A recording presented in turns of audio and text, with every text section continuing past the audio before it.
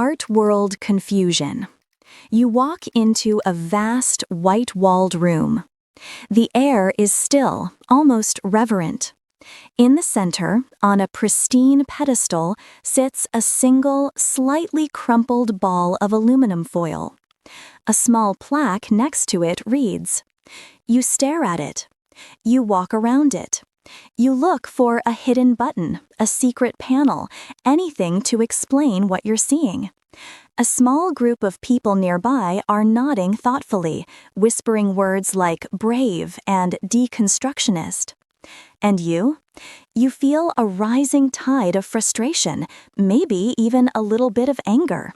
Is this a joke? Is the art world just one giant, elaborate prank designed to make you feel stupid? If you've ever had that feeling, you are not alone. In fact, you're in the vast majority. The experience of standing before a piece of contemporary art and feeling utterly, profoundly lost is practically a modern rite of passage. It's the source of countless jokes, skeptical news articles, and heated dinner party debates. The common refrains are almost cliches at this point. "My kid could have painted that," or "they just threw some paint at a canvas and called it a day." Or the ultimate accusation, "It's all just a money laundering scheme for the ultra-rich." These reactions aren't born from a lack of intelligence or sophistication. They are a perfectly logical response to a system whose rules have been completely rewritten, while the old rulebook is still the one most of us were handed.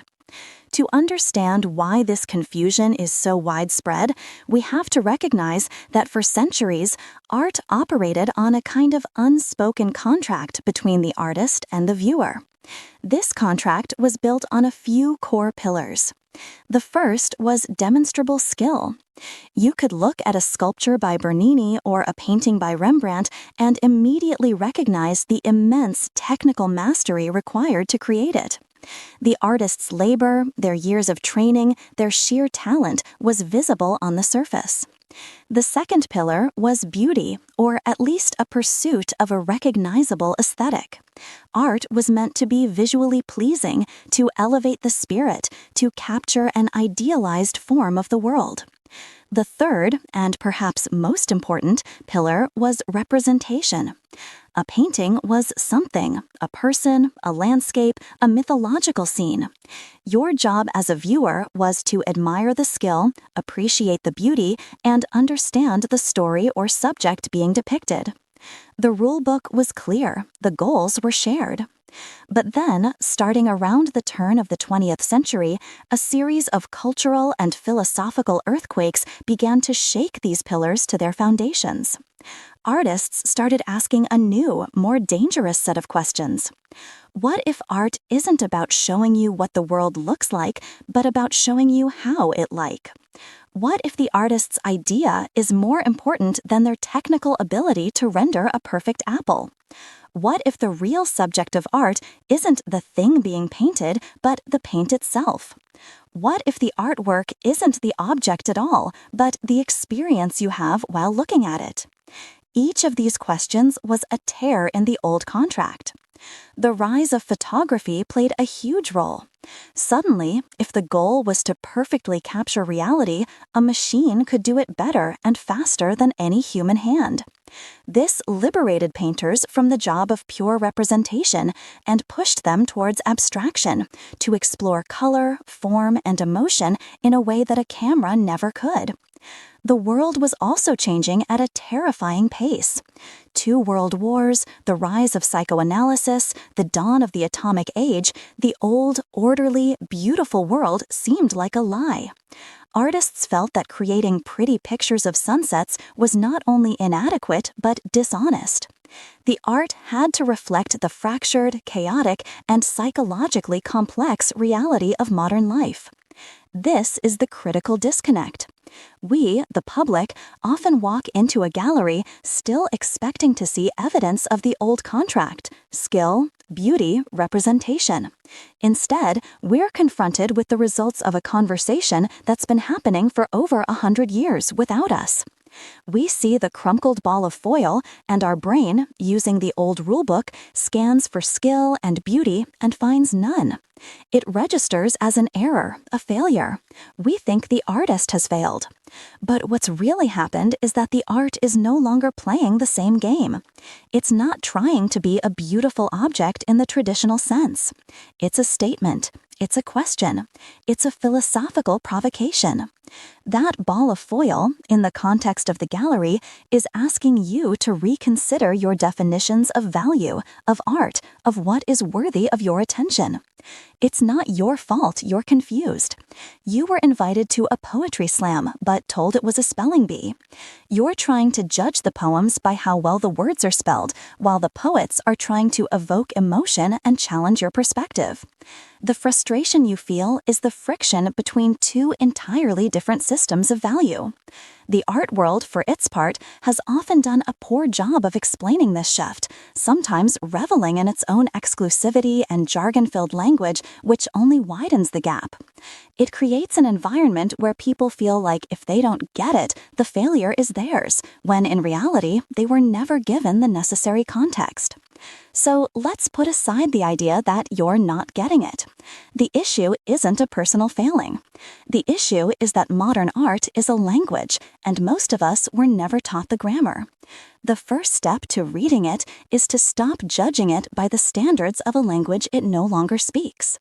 We need to accept that the game has changed, and our goal now is to learn the new playbook. Block 2. Evolution of art. To truly grasp why a urinal could be considered a masterpiece, or why a canvas painted solid black can hang in the world's most prestigious museum, we can't just jump into the present. We need to follow the breadcrumbs. We need to trace the revolutionary, often chaotic, story of how art redefined itself. This isn't just a dry history lesson, it's a detective story about how artists, one by one, dismantled the old definition of art and rebuilt it into something new. Our story begins in the late 19th century with the Impressionists. Today, we see their work on posters and coffee mugs.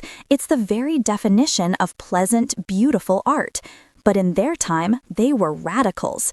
The established art world, the French Academy, demanded polished, perfect, historical paintings. The Impressionists dragged their easels outside and painted light, shadow, and fleeting moments.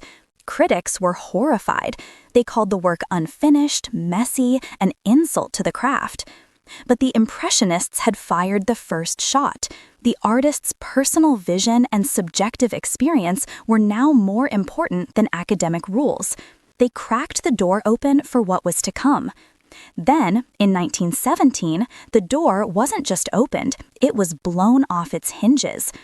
A French artist named Marcel Duchamp submitted a work to an art exhibition in New York. The piece was a standard, mass-produced porcelain urinal, which he turned on its back, signed with a fake name R, Mutt, and titled. The exhibition, which had promised to accept any work submitted, rejected it. And in that moment, the entire foundation of art trembled. Duchamp wasn't asking, is this a skillful or beautiful object? He was asking a much more profound question. Who gets to decide what art is? He argued that the artist's was the creative act. By selecting this mundane object, removing it from its normal context, and placing it in a gallery, he had transformed it. He had forced people to see it not as a piece of plumbing, but as a sculptural form, and more importantly, as an idea.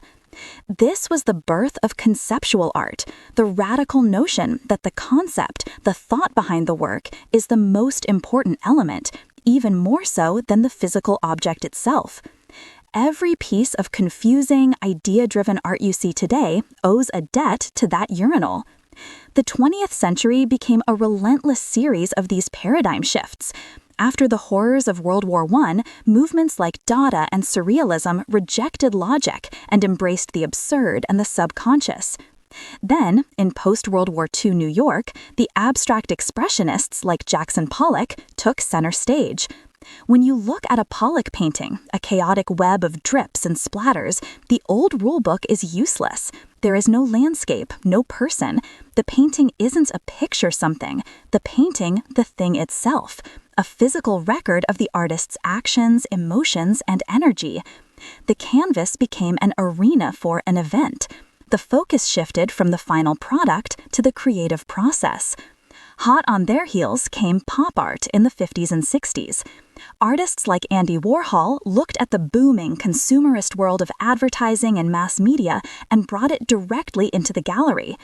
When Warhol painted a Campbell's soup can or made a sculpture of a Brillo soap pad box, he wasn't just being lazy. He was holding up a mirror to society. He was asking, what's the difference between the high art in a museum and the commercial art we see every day? Why do we value a painting of a flower more than the beautifully designed logo on a soup can? He erased the line between high and low culture, forcing the art world to confront the reality of the world outside its pristine white walls. By the 1960s and 70s, artists decided they didn't even need an object anymore. This led to the rise of performance art, where the artist's own body and actions became the medium. It led to installation art, where the entire room or space becomes the artwork, and the viewer has to walk through it and experience it. It led to land art, where artists carved massive works into the earth itself. The very definition of art had expanded from a noun, a thing, to a verb, an experience, an idea, a question, an intervention. So when we encounter a challenging piece of contemporary art today, we're not looking at an isolated object. We are looking at the latest sentence in a very long, very complex, and very argumentative conversation that has been going on for more than a century. That crumpled ball of foil is a direct descendant of Duchamp's urinal. A video playing on a loop in a dark room is a descendant of performance art. A seemingly random assortment of objects on the floor is a descendant of installation art. Each piece carries this history within it. Understanding this lineage doesn't mean you have to love everything you see, but it provides the crucial framework. It's the decoder ring. It allows you to shift your thinking from, this isn't art, to, okay, what kind of question is this art asking, and what part of the long conversation is it responding to? With this historical map in hand, we're no longer lost in a foreign land. We can start to see the signposts and navigate the terrain. Block 3. Reading contemporary art. We've established why contemporary art feels so confusing, and we've traced the historical journey that changed the rules of the game. Now comes the most important part. How do you actually use this knowledge? How do you walk into a gallery, confront that baffling object, and turn a moment of potential frustration into one of genuine engagement and maybe even discovery?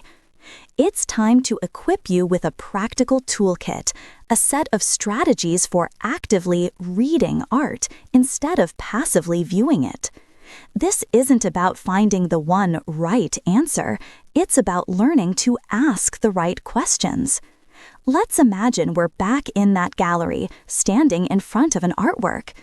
It's a large, perfectly square canvas, painted a uniform, glossy black. Nothing else.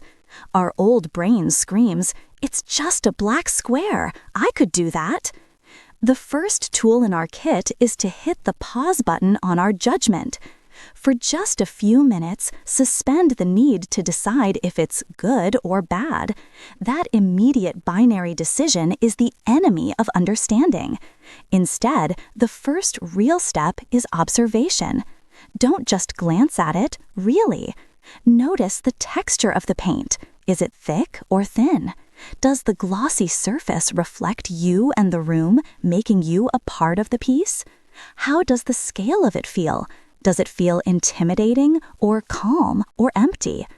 Before you know anything about it, you're already having an experience. Acknowledge that.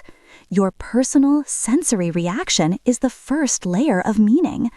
The second tool is to become a detective and gather clues. The most obvious clue is sitting right there on the wall, the label. don't ignore it. The artist's name, the title of the work, the year it was made, and the materials used are not just boring data, they are the first breadcrumbs the artist has left for you. Let's say our black square is titled and was made in 1950. Suddenly, this is not just a black square. That title completely reframes the entire experience. Now we think of the void left by a city, the shadow of a nuclear bomb, the profound emptiness of loss in the post-war era. The date, 1950, places it right in that historical context. The materials might say oil and lacquer on canvas. The lacquer gives it that reflective, deep space quality. These aren't cheats, they are integral parts of the artwork. Many exhibitions also have a longer text on the wall or a handout. Read it. The artist or curator is trying to give you a way in.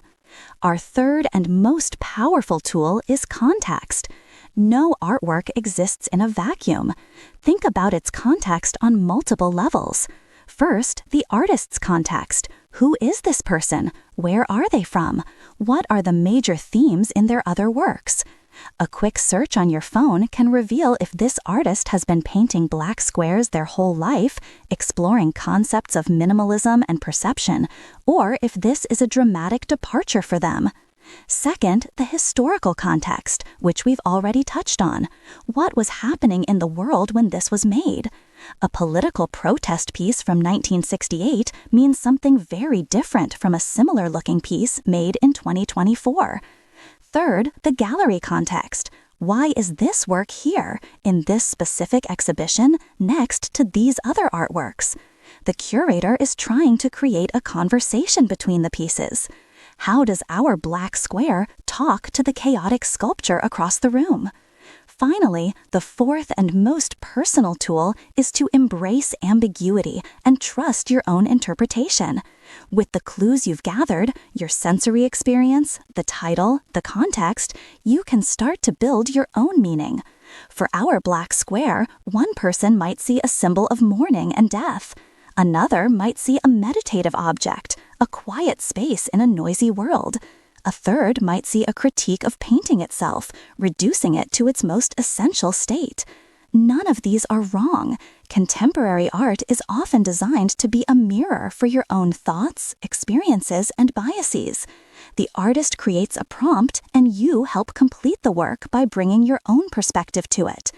The goal is not to guess what was in the artist's head, but to spark something in yours. That moment of connection, that aha, when you form a personal interpretation that feels meaningful to you, is the ultimate reward. So, the next time you face a work of art that confuses you, don't retreat, advance. Use the toolkit. Pause your judgment, observe closely, read the label, consider the context, and then allow yourself to build a story, to ask questions, to form a connection. You will not love everything you see, and you don't have to.